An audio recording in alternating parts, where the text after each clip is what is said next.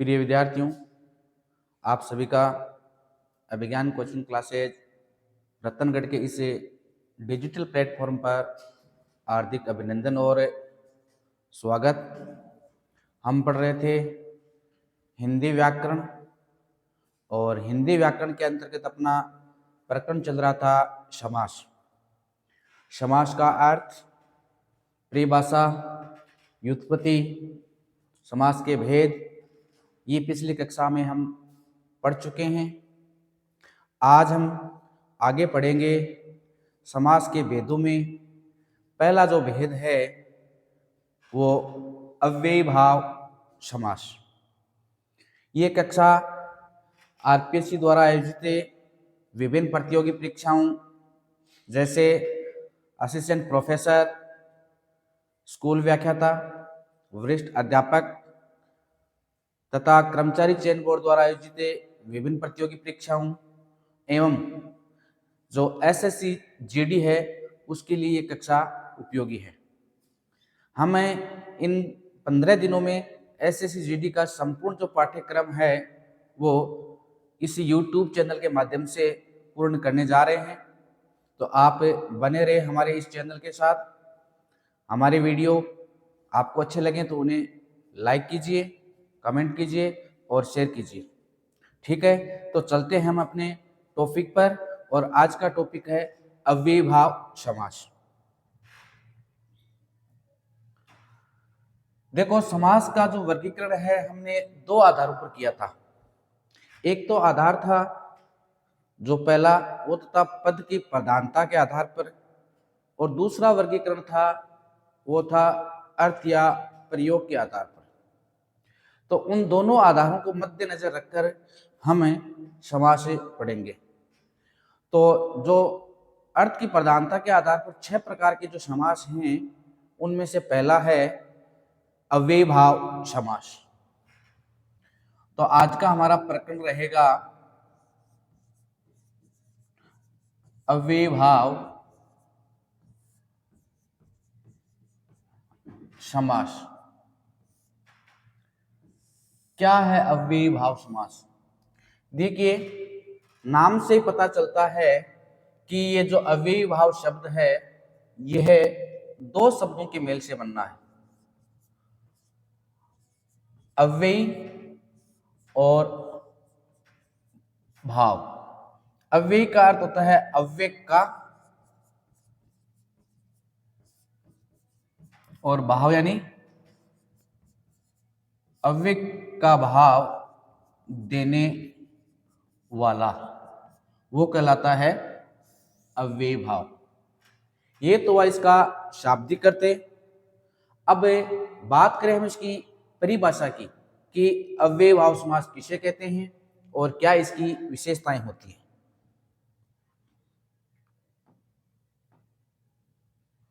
तो बात करें परिभाषा की कि अव्ययी भाव समास की परिभाषा क्या है, किसे कहते हैं अव्ययी भाव समास? वह समास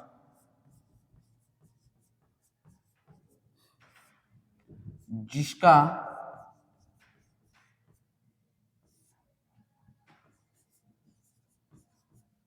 प्रथम पद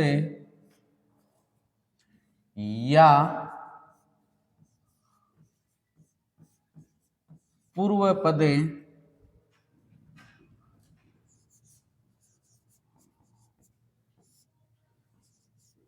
प्रधान हो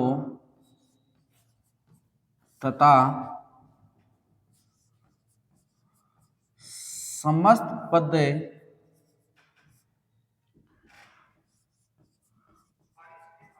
अव्यय के भाव का बोध कराता हो, भाव का बोध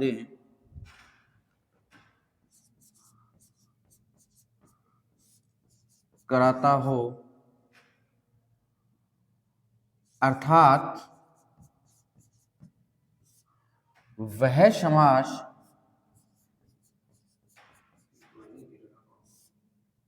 जिसका समस्त पद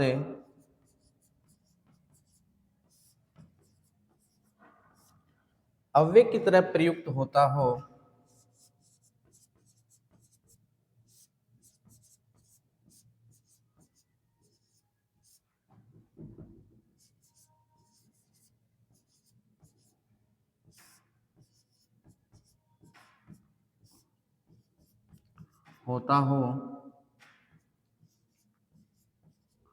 उसे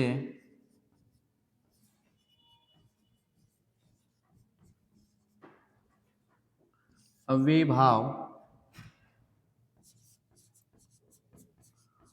समास कहा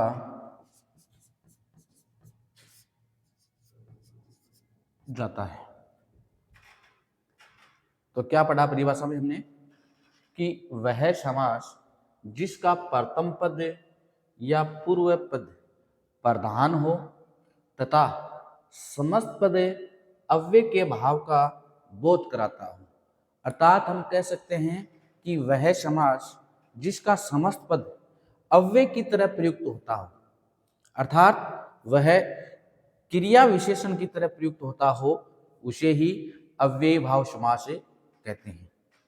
क्या होता है अव्यय भाव समास में?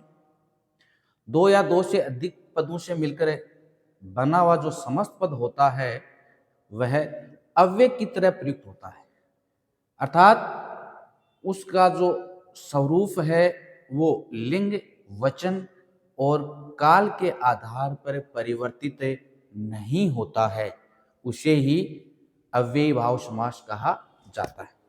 अब बात करें हम अव्यय भाव समास की विशेषताएं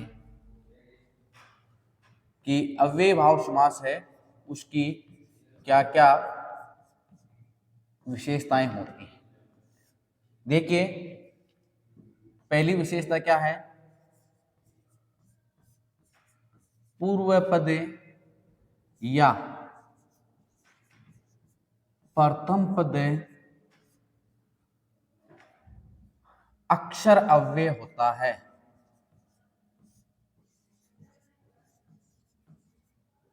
अव्यय होता है। पहली बात यह है कि अव्यय भाव समास का जो पूर्व पद है या जो प्रथम पद है वह अक्षर अव्यय होता है। नंबर दो,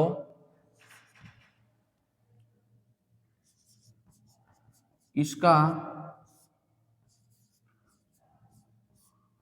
पूर्व पद प्रधान होता है,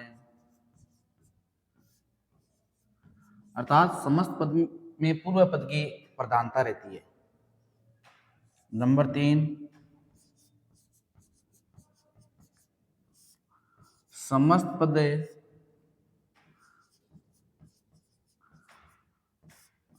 अव्यय की तरह प्रयुक्त होता है, अव्यय की तरह है प्रयुक्त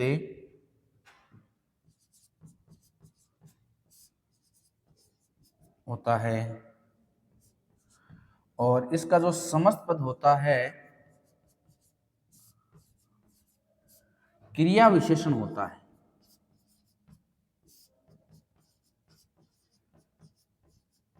समस्त पद क्रिया विशेषण होता है। एक विशेष बात और भी है इसमें कि इस समास में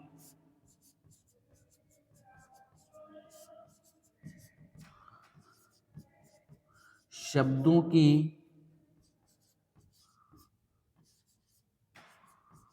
पुनरावृत्ति भी हो सकती है। शब्दों की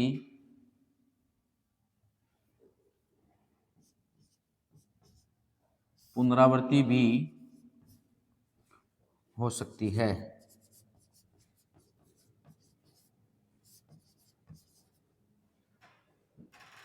तो हमने क्या पढ़ाया? हम पढ़ रहे हैं अव्यय भाव समास। अव्यय भाव समास की परिभाषा हमने पढ़ ली। अब हम पढ़ रहे हैं अव्यय भाव समास की विशेषताएं। पूर्व पद या प्रथम पद अक्सर अव्यय होता है, इसका पूर्व पद प्रधान होता है, समस्त पद अव्यय की तरह प्रयुक्त होता है, समस्त पद क्रिया विशेषण होता है। समस्त पद क्या होता है? क्रिया विशेषण होता है, अर्थात उसका स्वरूप है वो अपरिवर्तित रहता है। इस समास में शब्दों की पुनरावृत्ति भी हो सकती है। तो ये 5 हो गई अव्ययभाव समास की विशेषताएं। अब हम पढ़ें कुछ इसके उदाहरण।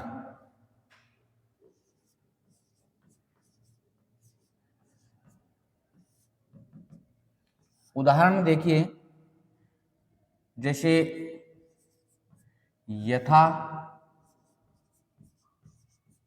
संभव। अब यहां दो पद है, पूर्व पद है यथा और दूसरा है संभव। इसका जो पूर्व पद है यह है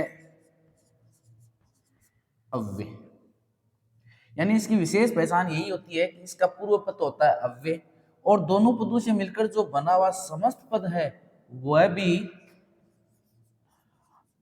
अव्यय की तरह प्रयुक्त होता है, अव्यय की तरह है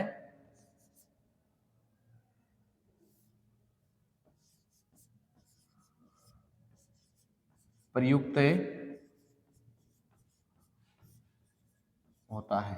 अर्थात लिंग, वचन, काल के आधार पर इस यथा संभव जो शब्द है इसका रूप है वह अपरिवर्तित रहता है, अर्थात इसका स्वरूप बदलता नहीं है। हम इसका जैसे वाक्य में प्रयोग करके देखें, वाक्य में प्रयोग,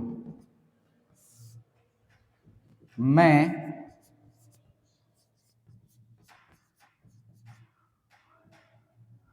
आपका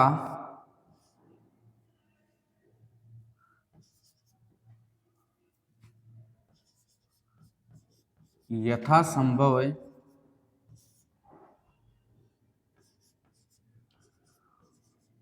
सहयोग करूंगा, कि मैं आपका यथासंभव सहयोग करूंगा। अब यहां जो यथासंभव है यह शब्द अपरिवर्तित रहेगा।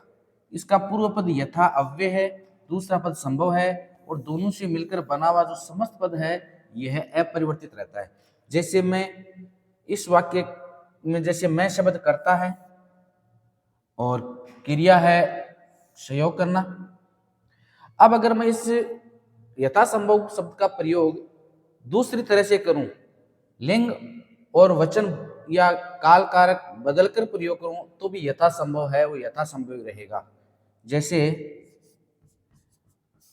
राम ने श्याम की यथासंभव सहायता की।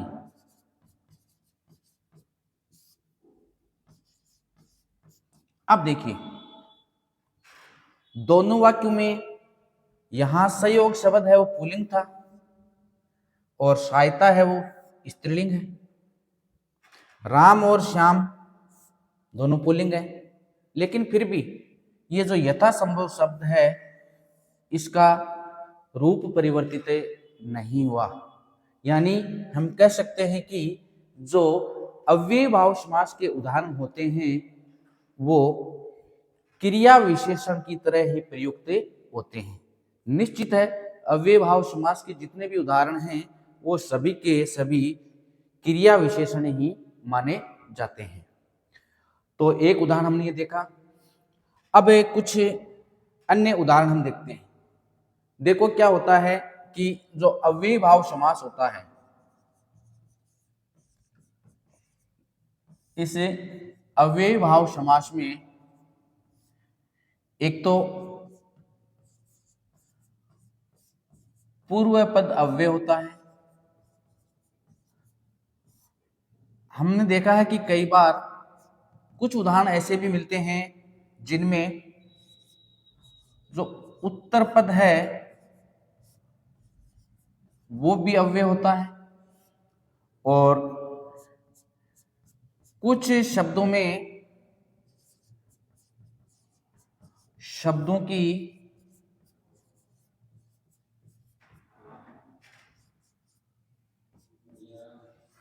पुनरावृत्ति भी होती है। इसलिए हम अव्ययीभावक समास के जो उदाहरण हैं उनको 3 प्रकार से विभक्त करके देखेंगे कि पूर्व पद अव्यय होता है वो उदाहरण कौन से होते हैं, उत्तर पद अव्यय होता है वो उदाहरण कौन से होते हैं, और शब्दों की पुनरावृत्ति कहाँ होती है वो शब्द कौन से हैं। तो सबसे पहले नंबर 1 लगा के लिखिए, पूर्व पद अव्यय, यानी वे उदाहरण हैं जिनका पूर्व पद क्या होता है, अव्यय होता है। कौन कौन से होते हैं देखिए, कुछ इस प्रकार के अव्यय या उपसर्ग हैं जो अव्यय भाव समास के अंदर प्रयुक्त होते हैं और अव्यय भाव समास के उदाहरणों का निर्माण करते हैं। तो उनमें से सबसे पहले है एक तो यथा। बहुत बार प्रतियोगी परीक्षाओं में यथा से संबंधित उदाहरण हैं वो पूछे जाते हैं। यथा जो अव्यय है ये किसका बोध कराता है, एक तो सामर्थ्य यानी क्षमता, या अनुसार, या हम कह सकते हैं कि जितना, या निर्धारित, इन अर्थों में ये प्रयुक्त होता है। सामर्थ्य, सामर्थ्य यानी उसकी क्षमता कितनी है उसके लिए भी यथा का प्रयोग किया जाता है। अनुसार के अर्थ के लिए भी यथा का प्रयोग किया जाता है। जितना या जो निर्धारित है इन अर्थों में भी यथा का प्रयोग किया जाता है। उदाहरण देखिए, जैसे यथाशक्ति, यथाशक्ति, तो इसका विग्रह करेंगे तो क्या होगा, शक्ति के अनुसार, शक्ति के अनुसार। यथा समय, यथा समय, तो यथा समय में निर्धारित है जो समय, निर्धारित है जो समय, यथा समय। यथा संभव,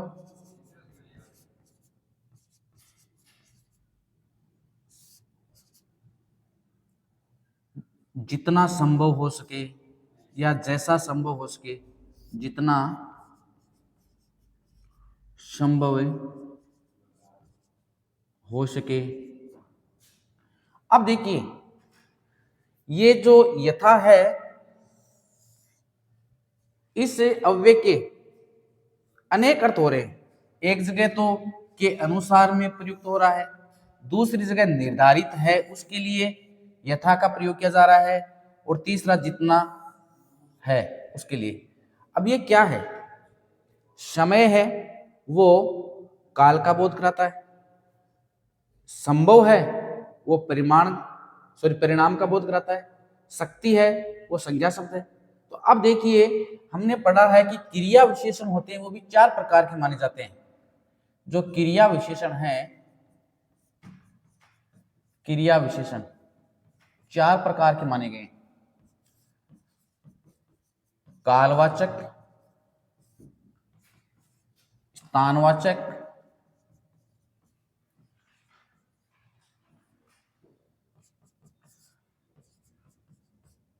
परिमाणवाचक और रीतिवाचक।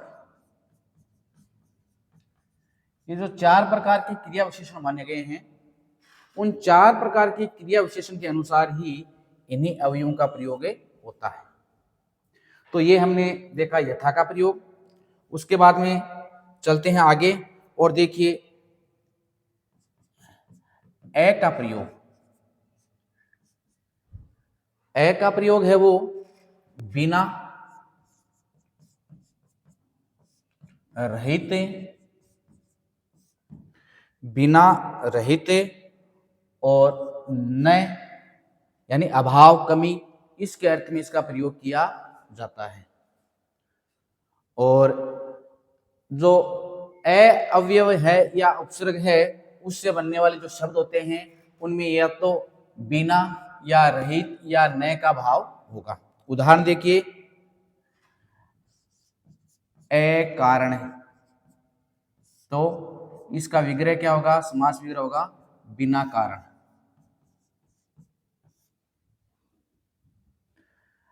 असंभव,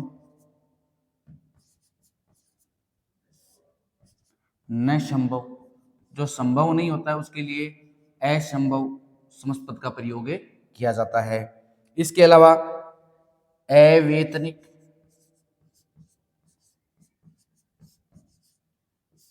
तो बिना वेतन के।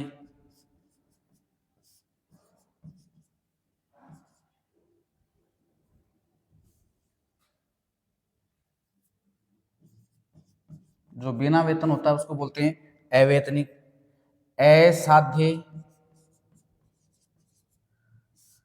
तो न साध्य, जो साध्य नहीं है उसके लिए असाध्य समस्त पद का प्रयोग किया जाता है। तो अव्ययभाव समास के अंतर्गत हमने दो अवयवों के बारे में पढ़ लिया, एक तो था यथा और दूसरा है अ। अब आगे देखिए श,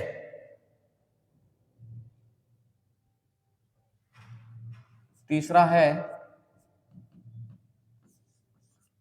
स।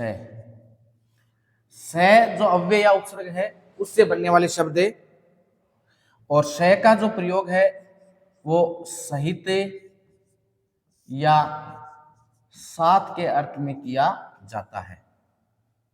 उदाहरण देखिए, सपरिवार, तो परिवार सहित।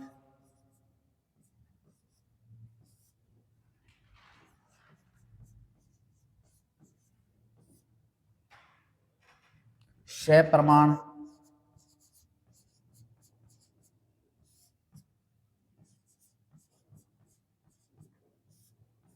प्रमाण सहित।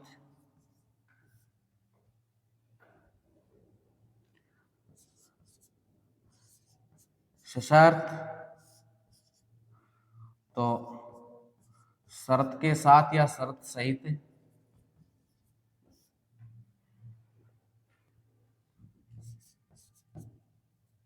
सानंद,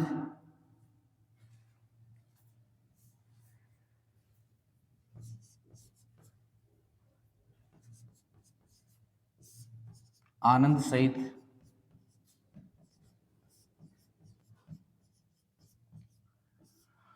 तो जो स अव्यय है या जो स उपसर्ग है इससे बनने वाले शब्द हैं वो ये हैं सपरिवार, सप्रमाण, सशर्त, सानंद। बहुत सारे ऐसे शब्द हैं जिनमें इसे स अव्यय का प्रयोग किया जाता है, और स अव्यय का प्रयोग सहित या साथ के अर्थ में किया जाता है।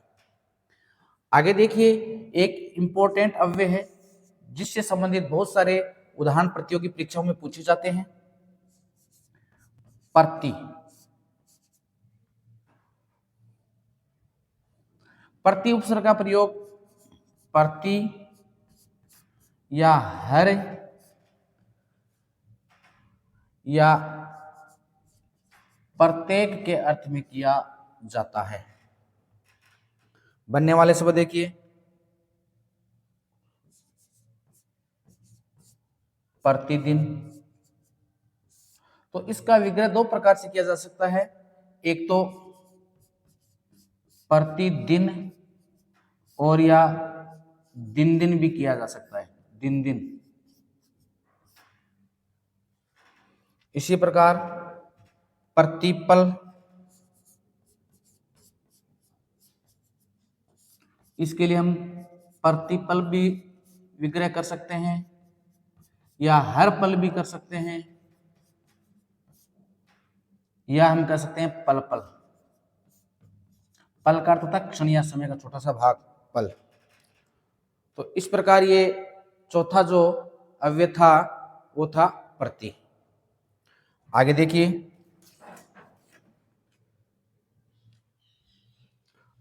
पांचवा है आ। आ का जो प्रयोग है वो पर्यंत, तक, भरे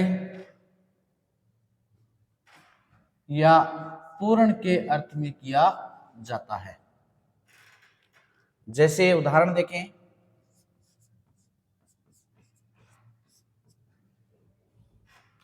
आ जन्म,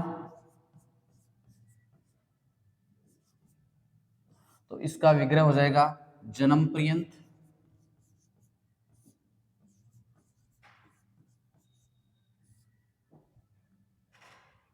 आज जानू बाहु,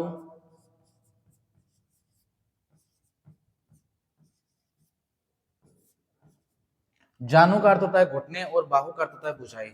आ जानू बाहु, तो घुटनों से भुजाओं तक,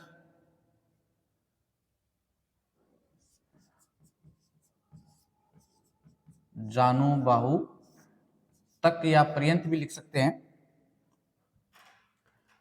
आमरण,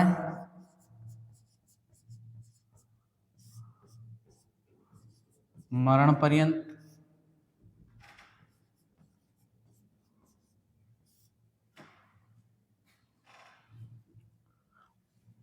आजीवन,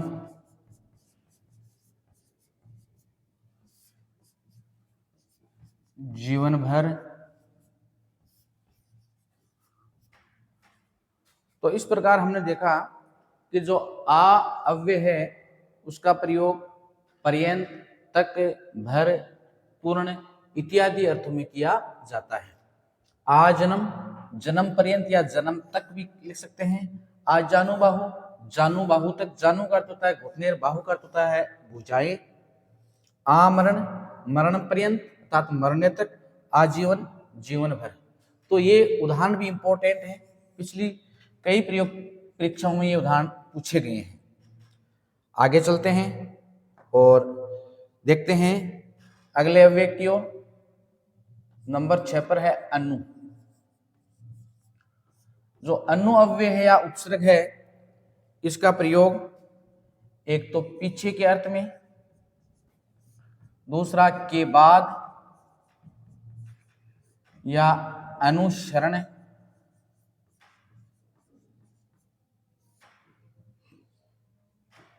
या अनुसार अर्थों में इसका प्रयोग किया जाता है। जैसे उदाहरण देखिए, अनुगमन,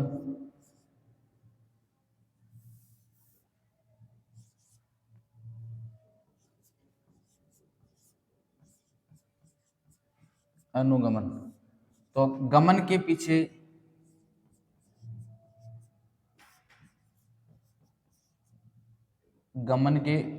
क्या कहलाता है? अनुगमन। अनु का अर्थ होता है पीछे।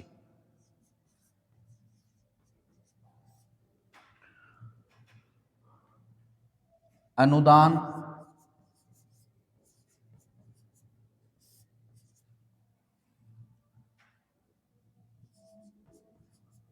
दान के अनुसार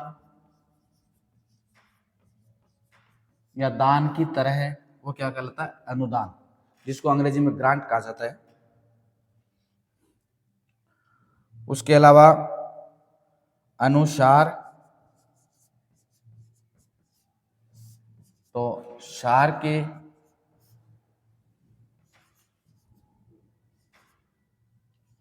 अनुसार या सार के पीछे,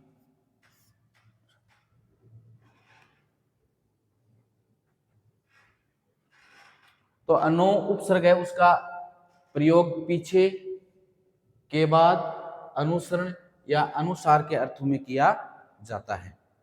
आगे बढ़ते हैं और देखते हैं अगले अव्यय के बारे में।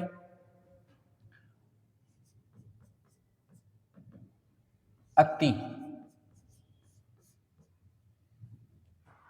अति, अति जो अव्यय है उसका प्रयोग अलावा,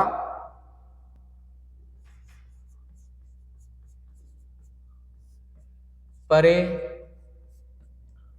दूर,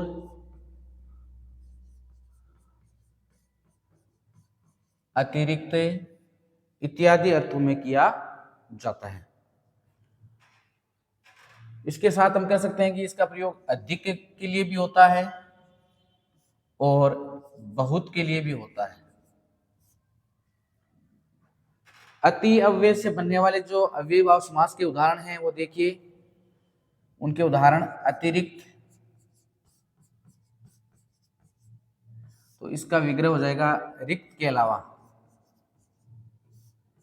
रिक्त के अलावा क्या होता है? अतिरिक्त होता है।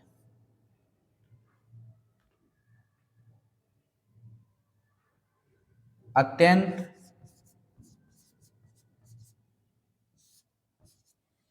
अत्यंत का अर्थ होगा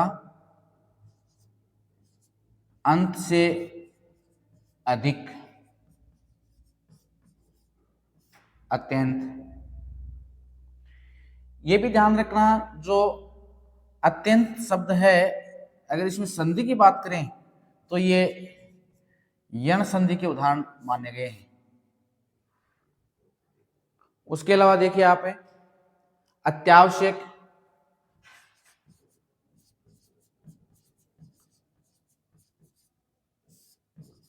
तो अधिक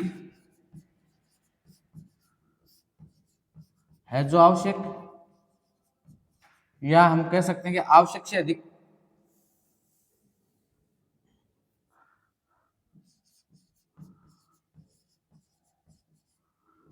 आवश्यक से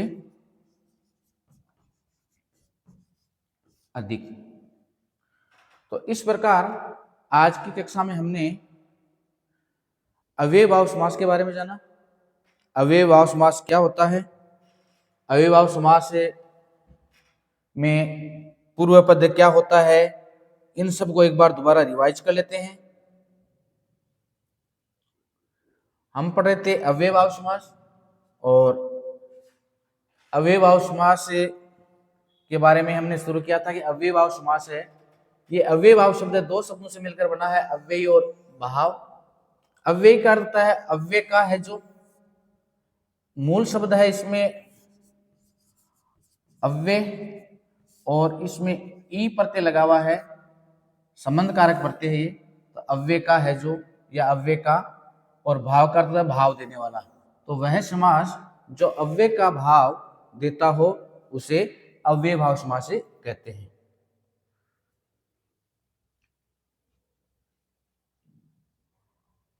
परिभाषा, वह समास जिसका प्रथम पद या पूर्व पद प्रधान हो तथा समस्त पद अव्यय का भाव का बोध कराता हो, अर्थात वह समास जिसका समस्त पद अव्यय की तरह प्रयुक्त होता हो उसे अव्यय भाव समास कहा जाता है। विशेषताएं, पूर्व पद या प्रथम पद इसका अव्यय होता है, इसका जो पूर्व पद है वो भी प्रधान माना जाता है, समस्त पद है वो अव्यय की तरह प्रयुक्त होता है। समस्त पद क्या होते हैं? क्रिया विशेषण होते हैं ये, और इस समास में शब्दों की क्या हो सकती है? पुनरावृत्ति भी होती है। उदाहरण देखिए, जैसे यथा संभव। अब यथा अव्यय है और संभव के साथ लगने से शब्द बन गया यथा संभव। अगर इसका वाक्य में प्रयोग करें तो देखिए, जैसे मैं आपका यथा संभव सहयोग करूंगा, दूसरा वाक्य है राम ने श्याम की यथा संभव सहायता की। अब यहां पहले और दोनों वाक्यों में क्या अंतर है? काल बदल रहा है, करूंगा ये भविष्यत काल का वाक्य है, और सहायता की ये भूतकाल का वाक्य है। यहां सहयोग शब्द पुल्लिंग है, यहां सहायता शब्द है वो स्त्रीलिंग है, यहां राम और श्याम पुल्लिंग है। तो कहने का तात्पर्य क्या है कि अव्यय भाव समास में लिंग, वचन और काल का कोई प्रभाव नहीं पड़ता। अव्यय भाव समास के जितने भी उदाहरण होते हैं वो सदैव अपरिवर्तित रहते हैं, क्रिया विशेषण की तरह प्रयुक्त होते हैं। अव्यय भाव समास में तीन प्रकार के शब्द या उदाहरण देखे जाते हैं। पूर्व पद अव्यय हो, या उत्तर पद अव्यय हो, या शब्दों की क्या हो? पुनरावृत्ति हो। पूर्व पद से संबंधित उदाहरण देखिए, जैसे यथा है। यथा का प्रयोग सामर्थ्य, अनुसार, जितना या निर्धारित के अर्थ में किया जाता है। यथाशक्ति, शक्ति के अनुसार।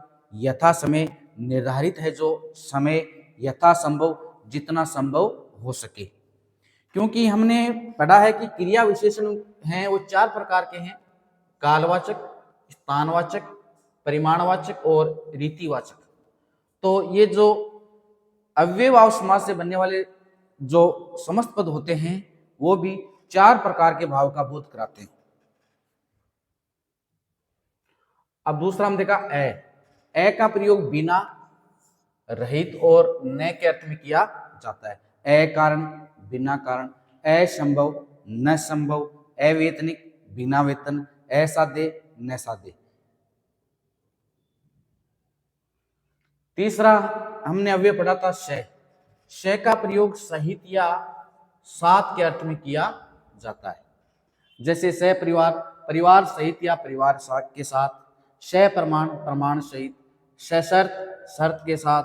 श आनंद, आनंद सहित। प्रति अव्यय का प्रयोग है वो प्रति, हर, प्रत्येक, या हम कह सकते हैं कि पुनरावृत्ति हेतु भी इसका प्रयोग किया जाता है। जैसे प्रतिदिन, तो प्रतिदिन, दिन दिन या हर दिन। प्रतिपल, प्रतिपल, हर पल या पल पल, यानी शब्दों की क्या तो हो सकती है, या तो पुनरावृत्ति हो सकती है विग्रह करने पर, या हर या प्रति का प्रयोग किया जाता है। आ अव्यय का प्रयोग पर्यंत, तक, भर, पूर्ण आदि अर्थों में किया जाता है। आ जन्म, जन्म पर्यंत।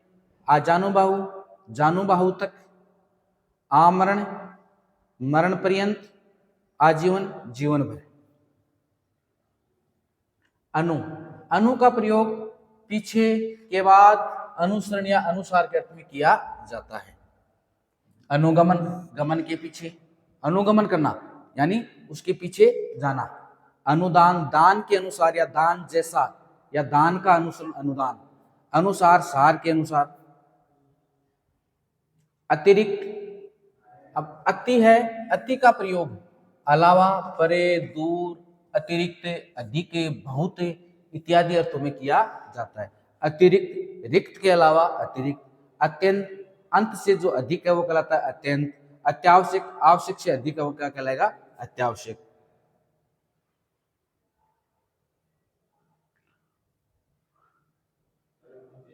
तो इस प्रकार हमने जो पूर्व पद अव्यय होता है उससे संबंधित कुछ उदाहरण पढ़े। अब उत्तर पद अव्यय है और पदों की जो पुनरावृत्ति है उससे संबंधित जो उदाहरण है वो हम पढ़ेंगे अगली कक्षा में। ठीक है, धन्यवाद।